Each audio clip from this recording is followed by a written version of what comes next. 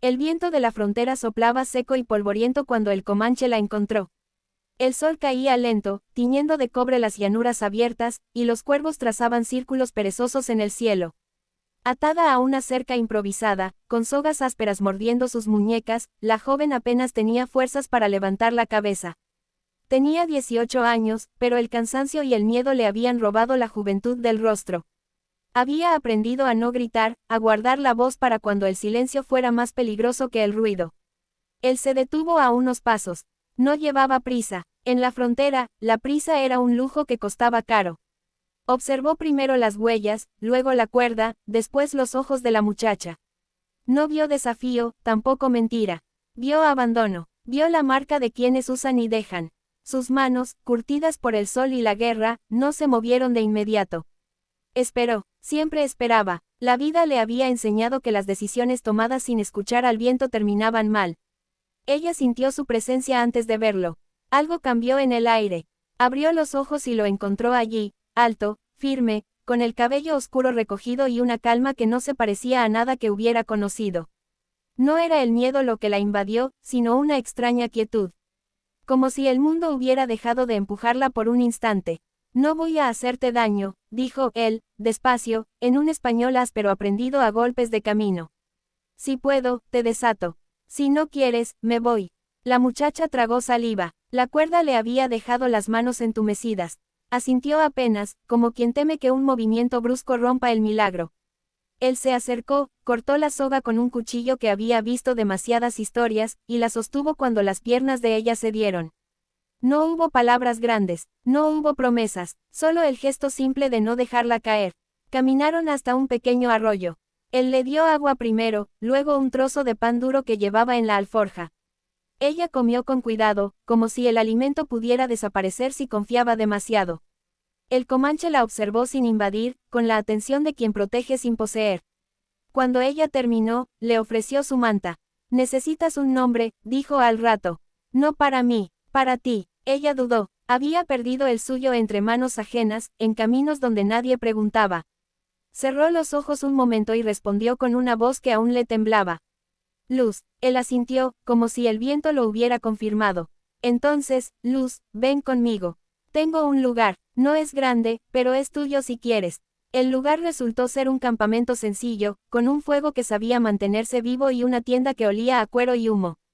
No había lujo, pero había orden. Él le mostró dónde dormir, dónde guardar lo poco que tenía. No le pidió nada a cambio. Los días siguientes transcurrieron con una paciencia nueva. Luz aprendió el ritmo del amanecer, el canto distante de las aves, la forma en que él hablaba poco y escuchaba mucho. Ayudó cuando pudo, observó cuando no. Cada noche, el fuego contaba historias sin palabras. Había noches en que los recuerdos regresaban con dientes. Luz se despertaba sobresaltada, respirando rápido. Él estaba allí, sentado a una distancia respetuosa, vigilando el perímetro. Nunca preguntó de más, nunca tocó sin permiso. La frontera había sido cruel con ella, él se empeñó en no serlo. Con el tiempo, la risa volvió a encontrar un camino. Fue tímida al principio, como un animal herido que prueba el aire. Se sorprendió a sí misma hablando de cosas pequeñas, del color del cielo antes de la tormenta, del sabor del maíz asado. Él le enseñó a leer señales en la tierra, a distinguir huellas antiguas de recientes, a reconocer cuándo el silencio era amigo y cuándo enemigo. Ella le enseñó canciones que recordaba de lejos, palabras que sabían ahogar. Un día, llegaron forasteros. Preguntaron, miraron demasiado. Él dio un paso adelante sin levantar la voz. Dijo su nombre, dijo que el campamento estaba ocupado. La firmeza fue suficiente. Los hombres se marcharon. Luz entendió entonces que la protección no siempre grita, a veces se planta. Pasaron estaciones. La frontera cambió de colores. Luz se volvió más fuerte, no solo en el cuerpo. Comenzó a decidir. Un día dijo que quería aprender a montar mejor. Otro, que quería ir al pueblo a intercambiar pieles. Él la acompañó cuando quiso y se quedó cuando ella pidió ir sola. La confianza creció como crecen las cosas buenas, despacio y sin ruido. Una tarde, mientras el sol caía y el fuego esperaba, Luz se acercó y se sentó a su lado. Gracias por darme un lugar, dijo. Y un nombre. Él miró las brasas. No te di nada, respondió. Tú lo tomaste. Ella sonrió. Entendió que ese era el regalo más grande. no ser salvada como objeto, sino reconocida como persona. La frontera seguía siendo dura, pero ya no estaba sola.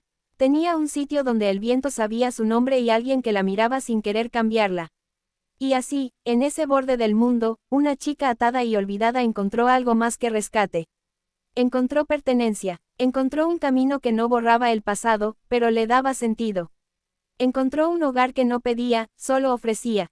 Y, sobre todo, encontró la certeza de que incluso en la tierra más áspera, la dignidad puede echar raíces y florecer. Atada y olvidada en la frontera, una chica de 18 años encontró salvación cuando un comanche la reclamó como suya. El viento barría la llanura como si quisiera borrar las huellas del día. La muchacha estaba atada a una cerca torcida, la madera astillada clavándosele en la espalda cada vez que intentaba moverse. Había contado las sombras de las nubes para no pensar en el dolor ni en el miedo. Tenía 18 años, pero el cansancio le había robado la juventud del rostro. No sabía cuánto tiempo llevaba allí. El sol había subido y caído al menos una vez desde que la dejaron, con una promesa cruel, que nadie vendría. Cuando escuchó el trote lejano, creyó que era su imaginación. El sonido volvió, más firme, acompañado por el crujir de la hierba seca. Cerró los ojos y respiró hondo. Había aprendido a no esperar nada. Sin embargo, el caballo apareció, oscuro contra la luz del atardecer, y sobre él un hombre comanche, alto, silencioso, con la mirada atenta de quien conoce el terreno como a su propia mano. El comanche detuvo el caballo a pocos pasos. No habló de inmediato. Observó las cuerdas, la forma en que la cerca había sido improvisada, la manera en que la muchacha mantenía la cabeza erguida pese al agotamiento. En sus ojos no había curiosidad morbosa ni prisa, había reconocimiento. Bajó del caballo con cuidado, como si no quisiera asustarla. No te moveré hasta que me mires, dijo por fin, en un español aprendido en caminos largos. Quiero que sepas quién soy. Ella levantó la vista, vio en él una calma extraña, una presencia firme que no exigía nada. Asintió apenas, con manos seguras, el hombre cortó las cuerdas. La sostuvo cuando las piernas le fallaron, no como quien toma posesión, sino como quien ofrece apoyo. La sentó en el suelo, le dio agua, esperó a que bebiera a su ritmo. No hubo preguntas apuradas, el silencio fue un puente. Te dejaron aquí para que desaparecieras, dijo él, más como constatación que acusación. Ella respondió con un gesto mínimo. No tenía fuerzas para explicar. Él entendió. Nadie merece ser olvidado, continuó. Yo me llamo Tawakoni, y tú no tienes que seguir sin nombre. Aquella frase la atravesó con una mezcla de alivio y desconcierto. El nombre, algo tan simple, había sido lo primero que le arrebataron cuando la trataron como carga. Tawakoni le ofreció su manta y la ayudó a montar. Cabalgaron despacio, respetando el temblor de sus músculos, mientras el cielo se teñía de naranja. El campamento estaba cerca de un arroyo. No era grande, un fuego bajo, 2 tiendas, provisiones ordenadas con cuidado. Tawakoni la presentó a una mujer mayor que la miró con la severidad de quien ha visto demasiado y, aún así, sonríe. Le dio sopa caliente, le lavaron las manos, nadie la interrogó, nadie la miró como mercancía. Esa noche durmió por primera vez sin cuerdas ni amenazas. El murmullo del agua le sostuvo los sueños. Al amanecer, el dolor seguía ahí, pero ya no estaba sola. Los días siguientes trajeron pequeñas rutinas. Aprendió a moler grano, a leer el cielo, a caminar sin miedo por un terreno que antes la habría devorado. Tawakoni le enseñó a reconocer plantas, a escuchar el viento. No le prometió nada grandioso. Le ofreció tiempo y un lugar. Aquí, cada quien se sostiene, le explicó. Si te quedas por elección. Ella eligió quedarse. Con el tiempo, contó su historia a pedazos. No buscaba lástima, buscaba cerrar heridas. Tawakoni escuchó sin interrumpir, sin justificar a los que la dañaron. Cuando terminó, él tomó una piedra lisa del arroyo y la puso en su mano. Esto es para recordar, dijo. No lo que te hicieron, sino lo que sobreviviste. La comunidad la fue aceptando como se aceptan las cosas verdaderas, sin ceremonias exageradas. Le dieron un nombre que significaba, la que vuelve a caminar. No borraba el pasado, pero le abría un camino. Hubo pruebas, un invierno duro, un cruce peligroso, una noche en que el miedo quiso regresar. Cada vez, encontró brazos que no exigían, voces que no ordenaban. Tawakoni estuvo allí, firme, sin reclamar nada a cambio. La protegió cuando hizo falta y dio un paso atrás cuando ella quiso aprender sola. Un día, al regresar del arroyo, ella se detuvo y miró la llanura. No era la misma que había sido atada a una cerca. El horizonte ya no era una amenaza, era una promesa amplia. Me diste un nombre, le dijo a Tawakoni. Me diste un lugar, él negó con la cabeza. Te diste a ambos, respondió. Yo solo quité las cuerdas. En la frontera, donde tantos eran borrados, ella se quedó. No como posesión, sino como parte. No como recuerdo de violencia, sino como historia de rescate. Y cada vez que el viento barría la llanura, ya no intentaba borrar huellas, parecía celebrarlas.